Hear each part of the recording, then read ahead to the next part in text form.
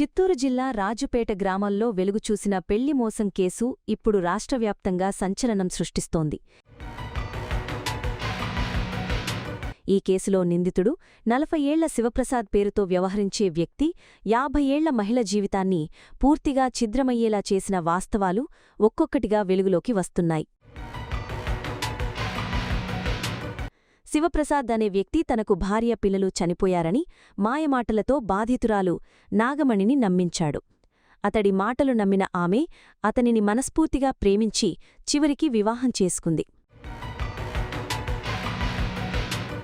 వివాహం అనంతరం శివప్రసాద్ ప్రేమగా నటించి తానొక గోప్యమైన ప్రాజెక్టులో భాగమని, త్వరలో ఆర్బీఐ నుంచి 1700 కోట్లు విడుదల కాబోతున్నాయని చెప్పాడు. ఆ మొత్తం విడుదలవ్వాలంటే ముందుగానే ట్యాక్స్ పే చేయాలని, ఇతర ఖర్చులు కూడా అవసరమని చెప్పారు. ఈ కథనాన్ని నమ్మిన నాగమణి తన ఆస్తులను అమ్మడం ప్రారంభించింది. 3 కోట్ల నగదు, 15 కోట్ల విలువైన బెంగళూరులోని బంగ్లా, 10 కోట్ల విలువైన పంట భూములు, స్థలాలు, మొత్తంగా రూ. 28 కోట్ల మేర ఆమె జీవిత సంపదను అతను మాయమాటలతో మోసపూరితంగా లాక్కున్నాడు.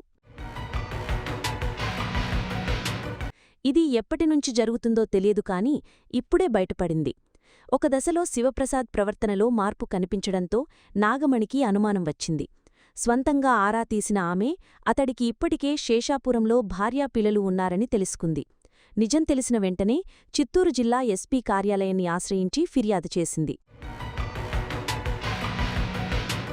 ప్రస్తుతం ఈ కేసు చిత్తూరులో హాట్ టాపిక్గా మారింది.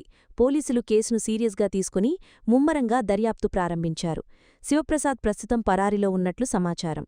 అతనితో పాటు ఈ మోసంలో సహకరించిన మిగతా వ్యక్తుల వివరాలు తెలుసుకోవడానికి పోలీసులు విస్తృతంగా విచారణ చేపడుతున్నారు.